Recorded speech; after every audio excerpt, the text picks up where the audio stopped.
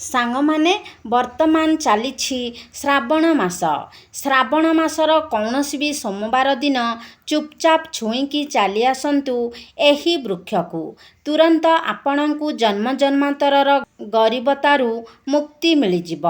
ଖୁସିରେ ପୂରି ଉଠିବ ଆପଣଙ୍କ ଘର ପରିବାର। ଭଗବାନ ଶିବଶଙ୍କରଙ୍କ ଆଶୀର୍ବାଦରୁ ଆପଣଙ୍କର ସମସ୍ତ ମନସ୍କାମନା ତୁରନ୍ତ ପୂର୍ଣ୍ଣ ହେବ। ଆପଣଙ୍କ ଭାଗ୍ୟ ପ୍ରବଳ ହେବ। ଧନ ଐଶ୍ୱର୍ଯ୍ୟରେ ପୂରି ଉଠିବ ଆପଣଙ୍କ ଘର। ଶ୍ରାବଣ ମାସର ସୋମବାରରେ ଯେଉଁ ବି ବ୍ୟକ୍ତି ଏହି ବୃକ୍ଷକୁ ଛୁଇଁଦେବ ତାକୁ କେବେ ବି ଧନବାନ ହେବାରୁ ଅଟକାଇ ପାରିବେ ନାହିଁ। ସେ ବ୍ୟକ୍ତି ଉପରେ ସର୍ବଦା ମହାଦେବଙ୍କର କୃପା ଦୃଷ୍ଟି ରହିବ। ପୂଜାପାଠ ନ କରି ଧୂପ ଦୀପ ଆଦି ନ ଜଳାଇ ବ୍ରତ ଉପବାସ ନ ରଖି ମଧ୍ୟ ଯେଉଁ ବ୍ୟକ୍ତି ଶ୍ରାବଣ ମାସରେ ଏ ବୃକ୍ଷଗୁଡ଼ିକୁ ଛୁଇଁକି ପ୍ରଣାମ କରିଦେବ ତେବେ ତାର ସମସ୍ତ ଇଚ୍ଛା ତୁରନ୍ତ ପୂର୍ଣ୍ଣ ହୁଏ। ତାର ଆର୍ଥିକ ସ୍ଥିତି ମଧ୍ୟ ମଜବୁତ ହୋଇଥାଏ। ଏ ବୃକ୍ଷଗୁଡ଼ିକ ମହାଦେବଙ୍କୁ ଅତ୍ୟନ୍ତ ପ୍ରିୟ ଅଟେ। ଯେଉଁ ବି ବ୍ୟକ୍ତି ଶ୍ରାବଣ ମାସ ସୋମବାରରେ ସଠିକ୍ ମୁହୂର୍ତ୍ତରେ ଏହି ବୃକ୍ଷଗୁଡ଼ିକ ଛୁଇଁଦେବ ତାର ସମସ୍ତ ଇଚ୍ଛା ତୁରନ୍ତ ପୂର୍ଣ୍ଣ ହେବ। ଦରିଦ୍ରତା ତା ଘରୁ ଦୂରେଇ ଯିବ। ଏହି ବୃକ୍ଷଗୁଡ଼ିକ ଭଗବାନ ଶିବଶଙ୍କରଙ୍କର ବିଶେଷ ଆଶୀର୍ବାଦ ପ୍ରାପ୍ତ କରିଛନ୍ତି। ଏହି ବୃକ୍ଷଗୁଡ଼ିକୁ ମହାଦେବଙ୍କର ସ୍ୱରୂପ ବୋଲି କୁହାଯାଏ। ଏହି ଭିଡ଼ିଓରେ କୁହାଯାଇଥିବା ବୃକ୍ଷଗୁଡ଼ିକ ମଧ୍ୟରୁ କୌଣସି ଗୋଟିଏ ବୃକ୍ଷକୁ ବି ଆପଣ ଶ୍ରାବଣ ସୋମବାର ଦିନ ଛୁଇଁକି ପ୍ରଣାମ କରିବେ ତେବେ ଆପଣଙ୍କ ଜୀବନରେ ଥିବା ସମସ୍ତ କଷ୍ଟ ଯନ୍ତ୍ରଣା ଦୂରେଇ ଯିବ। ଆପଣଙ୍କର କିଛି ବି ମନସ୍କାମନା ଥାଉ ନା କାହିଁକି ତାହା ସବୁ ପୂର୍ଣ୍ଣ ହେବ। ଯଦି ଆପଣ ଲମ୍ବା ସମୟ ଧରି ଚାକିରି ଖୋଜୁଛନ୍ତି ତେବେ ଏହି ଉପାୟଟି କଲା ପରେ ଆପଣ ନିଜ ମନପସନ୍ଦର ଚାକିରି ପାଇଯିବେ। ଆପଣଙ୍କ ବନ୍ଦ ପଡ଼ିଥିବା ବ୍ୟାପାର ପୁଣି ଥରେ ଚାଲୁ ହୋଇଯିବ। ଆପଣଙ୍କ ଜୀବନରେ ଧନ ଆଗମନର ନୂଆ ନୂଆ ରାସ୍ତା ଖୋଲିଯିବ। ଆପଣଙ୍କ ସଞ୍ଚିତ ଧନରେ ବୃଦ୍ଧି ଘଟିବ। ଆପଣଙ୍କ ଭାଗ୍ୟ ପ୍ରବଳ ହେବ ଏବଂ ଆପଣଙ୍କ ହିତରେ ଯିବ। ଭଗବାନ ଶିବଶଙ୍କରଙ୍କ କୃପାରୁ ଆପଣଙ୍କର ମଙ୍ଗଳ ପ୍ରମାଣିତ ହେବ। ସାଙ୍ଗମାନେ ଶ୍ରାବଣ ମାସକୁ ସନାତନ ଧର୍ମରେ ଅତ୍ୟନ୍ତ ପବିତ୍ର ମାସ ବୋଲି କୁହାଯାଏ। ପୌରାଣିକ ମାନ୍ୟତା ଅନୁସାରେ ଭଗବାନ ବିଷ୍ଣୁ ଏହି ଶ୍ରାବଣ ମାସରେ କ୍ଷୀରସାଗରରେ ନିଦ୍ରାରେ ଚାଲିଯାଆନ୍ତି ଏବଂ ମହାଦେବ ସୃଷ୍ଟିର ସମସ୍ତ କାର୍ଯ୍ୟଭାରକୁ ସମ୍ଭାଳିଥାନ୍ତି। ଶାସ୍ତ୍ର ଅନୁସାରେ ମହାଦେବଙ୍କ ପୂଜା ବ୍ରତ ପାଇଁ ଶ୍ରାବଣ ମାସଟିକୁ ସର୍ବଶ୍ରେଷ୍ଠ ମାସ ବୋଲି କୁହାଯାଏ। ଦେଶ ବିଦେଶର ଲୋକମାନେ ମଧ୍ୟ ଶ୍ରାବଣ ସୋମବାର ବ୍ରତଟିକୁ ନିଷ୍ଠାର ସହ ପାଳନ କରିଥାନ୍ତି।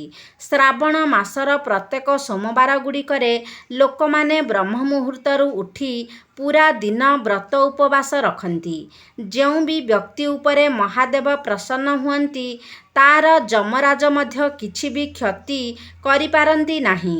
ସାଙ୍ଗମାନେ ଯଦି କିଛି କାରଣବଶତଃ ଆପଣ ଶ୍ରାବଣ ମାସର ପ୍ରତ୍ୟେକ ସୋମବାର ଗୁଡ଼ିକରେ ବ୍ରତ ରଖିପାରୁନାହାନ୍ତି ତେବେ ଚୁପଚାପ ଶ୍ରାବଣ ମାସର ସୋମବାର ଦିନ ଗୁଡ଼ିକରେ ଏହି ବୃକ୍ଷକୁ ଛୁଇଁକି ପ୍ରଣାମ କଲେ ସାକ୍ଷାତ ମହାଦେବଙ୍କର କୃପା ଓ ଆଶୀର୍ବାଦ ଆପଣ ପ୍ରାପ୍ତ କରିବେ।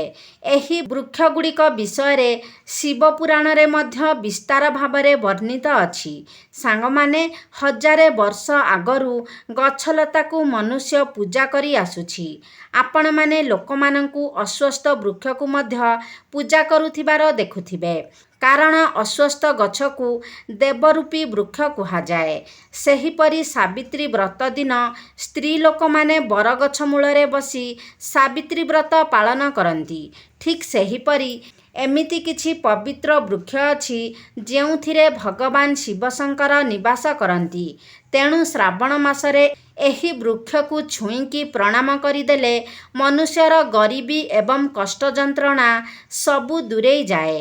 ଏହି ଉପାୟ ଗୁଡ଼ିକ ଶିବ ପୁରାଣରେ ଲିଖିତ ଅଛି। ସେ ବୃକ୍ଷଗୁଡ଼ିକ ବିଷୟରେ ଜାଣିବା ପାଇଁ ଭିଡ଼ିଓଟିକୁ ସ୍କିପ୍ ନ କରି ଶେଷ ପର୍ଯ୍ୟନ୍ତ ନିହାତି ଦେଖନ୍ତୁ ଏବଂ ଚ୍ୟାନେଲଟିକୁ ସବସ୍କ୍ରାଇବ୍ କରି କମେଣ୍ଟ ବକ୍ସରେ ଶ୍ରଦ୍ଧା ଓ ଭକ୍ତିର ସହ ହର ହର ମହାଦେବ ନିଶ୍ଚୟ ଲେଖନ୍ତୁ। ସାଙ୍ଗମାନେ ଏ ବର୍ଷ 2025ରେ ମୋଟ 4 ଗୋଟି ଶ୍ରାବଣ ସୋମବାର ପଡ଼ୁଅଛି।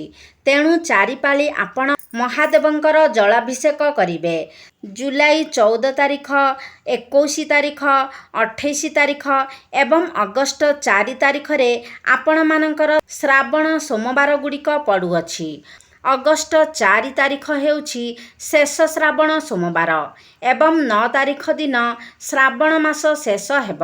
ସାଙ୍ଗମାନେ, ଶ୍ରାବଣ ସୋମବାର ବ୍ରତରେ ଲୋକମାନେ ମହାଦେବଙ୍କୁ କ୍ଷୀର, ଜଳ ଆଦି ଚଢ଼ାଇବା ସହ ବେଲପତ୍ର ମଧ୍ୟ ଅର୍ପଣ କରିଥାନ୍ତି। ବେଲପତ୍ର ମହାଦେବଙ୍କୁ ଅତ୍ୟନ୍ତ ପ୍ରିୟ ଅଟେ। ବେଲପତ୍ର ବିନା ମହାଦେବଙ୍କ ପୂଜାକୁ ଅଧୁରା ମାନାଯାଏ। ସେଥିପାଇଁ ବେଲଗଛକୁ ମଧ୍ୟ ପୂଜନୀୟ ମାନାଯାଏ। ସାଙ୍ଗମାନେ, ଯଦି ଆପଣ ମହାଦେବ ଏବଂ ମାତା ପାର୍ବତୀଙ୍କର କୃପା ଓ ଆଶୀର୍ବାଦ ଚାହୁଁଛନ୍ତି, ତେବେ ଆପଣ କ'ଣ କରିବେ ନା ଶ୍ରାବଣ ସୋମବାର ଦିନ ବ୍ରହ୍ମ ମୁହୂର୍ତ୍ତରେ ଉଠି ଗାଧୋଇ ଶୁଦ୍ଧ ପବିତ୍ର ହୋଇସାରି ଶିବ ମନ୍ଦିର ଯିବେ ଏବଂ ମହାଦେବଙ୍କୁ କ୍ଷୀର, ଜଳ ଚଢ଼ାଇ ସାରି ଆପଣ ମନ୍ଦିର ପାଖାପାଖି ଥିବା କୌଣସି ବେଲଗଛ ମୂଳକୁ ଯାଇ ସେ ବେଲଗଛ ମୂଳରେ ଗୋଟେ ଲୋଟା ଜଳ ଅର୍ପଣ କରିବେ ଏବଂ ସେହି ବୃକ୍ଷକୁ ଛୁଇଁକି ପ୍ରଣାମ କରିବେ ଏବଂ 108 ଥର ଓମ୍ ନମଃ ଶିବାୟ ମନ୍ତ୍ରର ଜପ କରିବେ। କାରଣ 108 ସଂଖ୍ୟାଟି ମହାଦେବଙ୍କୁ ଅତ୍ୟନ୍ତ ପ୍ରିୟ ହୋଇଥାଏ। ଯଦି ଶ୍ରାବଣ ମାସର ପ୍ରତ୍ୟେକ ସୋମବାର ଦିନ ଆପଣ ଏହି ଉପାୟଟି ପାଳନ କରିନେବେ, ତେବେ ନିଶ୍ଚିତ ହିଁ ଭୋଳା ବାବା ଆପଣଙ୍କ ଉପରେ କୃପା ବର୍ଷା କରିବେ। ସାଙ୍ଗମାନେ, ଯଦି ଆପଣ ସବୁବେଳେ ରୋଗଗ୍ରସ୍ତ ରହୁଛନ୍ତି, ଟଙ୍କା ଖର୍ଚ୍ଚ କରି କରି ଆପଣ ଥକିଗଲେଣି, ତେବେ ଆପଣ କ'ଣ କରିବେ ନା ଶ୍ରାବଣ ମାସର ଯେକୌଣସି ବି ସୋମବାର ଦିନରେ ସକାଳୁ ଉଠି ଗାଧୋଇ ସାରି ଗୋଟେ ଲୋଟା ଶୁଦ୍ଧ ଜଳ ନେଇ ଶମୀ ବୃକ୍ଷରେ ଅର୍ପଣ କରିବେ। ଏହାପରେ 108 ଥର ଆପଣ ଭଗବାନ ଶିବଙ୍କ ବୀଜମନ୍ତ୍ରକୁ ଜପ କରିବେ। ଭଗବାନ ଶିବଙ୍କ ବୀଜମନ୍ତ୍ର ହେଉଛି ଶ୍ରୀ ଶିବାୟ ନମସ୍ତୁଭ୍ୟମ୍। ଏହାପରେ ସେ ବୃକ୍ଷକୁ ଛୁଇଁକି ପ୍ରଣାମ କରି ନିଜ ଘରକୁ ଚାଲି ଆସିବେ। ଏହାପରେ ଆପଣଙ୍କ ଉପରେ ଲାଗିଥିବା ସମସ୍ତ ଦୋଷ ଏବଂ କୁଦୃଷ୍ଟି ସମାପ୍ତ ହୋଇଯିବ। ଆପଣ ଧୀରେ ଧୀରେ ସୁସ୍ଥ ହୋଇଯିବେ। ମହାଦେବଙ୍କର କୃପା ଓ ଆଶୀର୍ବାଦ ଥିବା ଲୋକର ଜମ ମଧ୍ୟ କିଛି ବିଗାଡ଼ି ପାରେ ନାହିଁ। ସାଙ୍ଗମାନେ, ଶମୀ ବୃକ୍ଷକୁ ମଧ୍ୟ ପୂଜନୀୟ ମାନାଯାଏ। ଯେଉଁ ବି ବ୍ୟକ୍ତି ସୋମବାର ଦିନ ଗୋଟେ ଲୋଟା ଜଳରେ ଶମୀ ବୃକ୍ଷର କିଛି ପତ୍ର ମିଶାଇକି ମହାଦେବଙ୍କ ଉପରେ ଅର୍ପଣ କରେ, ତେବେ ସେ ବ୍ୟକ୍ତିର ସମସ୍ତ ମନସ୍କାମନା ତୁରନ୍ତ ପୂର୍ଣ୍ଣ ହୁଏ। ଶମୀ ବୃକ୍ଷରେ ମହାଦେବଙ୍କର ସହ ଶନିଦେବଙ୍କର ମଧ୍ୟ ବାସ ହୋଇଥାଏ। ସାଙ୍ଗମାନେ, ଯଦି ଆପଣ ଚାହୁଁଛନ୍ତି କି ଆପଣଙ୍କ ଭାଗ୍ୟ ସର୍ବଦା ଆପଣଙ୍କ ହିତରେ ଯାଉ ବୋଲି, ଆପଣଙ୍କ କୁଣ୍ଡଳୀରେ ନବଗ୍ରହ ଆପଣଙ୍କର ସାଥ ଦିଅନ୍ତୁ ବୋଲି, ତେବେ ଆପଣ କ'ଣ କରିବେ ନା ଶ୍ରାବଣ ସୋମବାର ଦିନ ଶିବଲିଙ୍ଗରେ କ୍ଷୀର କିମ୍ବା ଜଳ ଚଢ଼ାଇ ସାରି ନିଜ ଘର ପାଖାପାଖି ଥିବା ଅଶୋକ ବୃକ୍ଷ ନିକଟକୁ ଯାଇ 1 ଲୋଟା କଞ୍ଚା କ୍ଷୀର ସେ ଅଶୋକ ବୃକ୍ଷରେ ଅର୍ପଣ କରିବେ ଏବଂ ଏହାପରେ 108 ଥର ଓମ୍ ନମଃ ଶିବାୟ ହର ହର ମହାଦେବ ମନ୍ତ୍ରର ଜପ କରିବେ। ଏତିକି ଉପାୟ ଶ୍ରାବଣ ମାସ ସୋମବାର ଦିନ କରିନେଲେ ଆପଣଙ୍କର ଦୁର୍ଭାଗ୍ୟ ସୌଭାଗ୍ୟରେ ବଦଳିଯିବ। ଏହାଛଡ଼ା ସାଙ୍ଗମାନେ, ଅଶ୍ୱତ୍ଥ ଗଛରେ ମଧ୍ୟ ବ୍ରହ୍ମା, ବିଷ୍ଣୁ ଏବଂ ମହେଶ୍ୱରଙ୍କର ବାସ ହୋଇଥାଏ। ଯଦି ଆପଣ ନିଜର ଦୁର୍ଭାଗ୍ୟକୁ ସୌଭାଗ୍ୟରେ ବଦଳାଇବା ପାଇଁ ଚାହୁଁଛନ୍ତି, ତେବେ ଆପଣ କ'ଣ କରିବେ ନା ଶ୍ରାବଣ ସୋମବାର ଦିନ ସକାଳୁ ଉଠି ଗାଧୋଇ ଶିବ ମନ୍ଦିର ଯାଇ ଶିବଙ୍କ ପୂଜାର୍ଚ୍ଚନା କରିବେ। ଏହାପରେ ଆପଣଙ୍କ ଘର ପାଖାପାଖି ଥିବା ଅଶ୍ୱତ୍ଥ ବୃକ୍ଷ ନିକଟକୁ ଯାଇ 11 ଥର ଅଶ୍ୱତ୍ଥ ବୃକ୍ଷର ପରିକ୍ରମା କରିବେ। ଏହାପରେ ସେ ଗଛ ମୂଳରେ ଛିଡ଼ା ହୋଇ 108 ଥର ମହାଦେବଙ୍କ ବୀଜମନ୍ତ୍ରକୁ ଜପ କରିବେ। ବୀଜମନ୍ତ୍ର ହେଉଛି ଶ୍ରୀ ଶିବାୟ ନମସ୍ତୁଭ୍ୟମ୍। ଏହାପରେ ସେ ଗଛକୁ ଛୁଇଁକି ପ୍ରଣାମ କରିବେ। ସାଙ୍ଗମାନେ, କେବଳ ଏତିକି ଉପାୟ କରିନେଲେ ଆପଣଙ୍କର ସମସ୍ତ ମନସ୍କାମନା ମହାଦେବଙ୍କ କୃପାରୁ ନିଶ୍ଚିତ ପୂରା ହେବ। ଆପଣଙ୍କର ଭାଗ୍ୟ ଆପଣଙ୍କର ହିତରେ ଯିବ। ଆପଣଙ୍କ ସାଥ ଦେବ। ଆପଣଙ୍କର ଆର୍ଥିକ ସ୍ଥିତି ମଜବୁତ ହେବ। ଆପଣଙ୍କ ଘରୁ ରୋଗ ଶୋକ ଆଦି ଦୂରେଇ ଯିବ। ତେବେ ସାଙ୍ଗମାନେ, ଆଶା କରୁଛି ଆଜିର ଭିଡ଼ିଓଟି ଆପଣମାନଙ୍କୁ ନିଶ୍ଚିତ ଭାବରେ ଭଲ ଲାଗିଥିବ। ଯଦି ଭଲ ଲାଗିଛି ତାହେଲେ ଲାଇକ୍ କରନ୍ତୁ, ସେୟାର କରନ୍ତୁ। ଆମ ଚ୍ୟାନେଲକୁ ଯଦି ସବସ୍କ୍ରାଇବ୍ କରିନାହାନ୍ତି ତାହେଲେ ସବସ୍କ୍ରାଇବ୍ କରିଦିଅନ୍ତୁ ଏବଂ କମେଣ୍ଟ ବକ୍ସରେ ହର ହର ମହାଦେବ ନିଶ୍ଚୟ ଲେଖନ୍ତୁ।